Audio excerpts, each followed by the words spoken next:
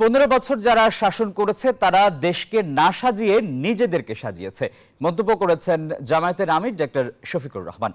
বৃহস্পতিবার সকালে খুলনার ডুমুরিয়ায় আয়োজিত পথ সমাবেশে প্রধান অতিথির বক্তব্যে এই মন্তব্য করেন তিনি।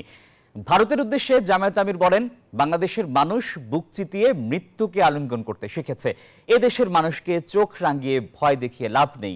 ভারতকে বাংলাদেশের প্রতি সম্মান প্রদর্শনের আহ্বান জানান তিনি।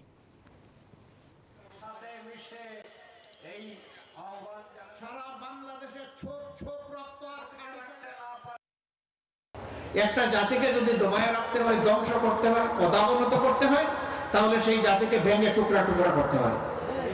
সেই কাজে আওয়ামী লীগকে দিয়ে করিয়েছে অন্যরা।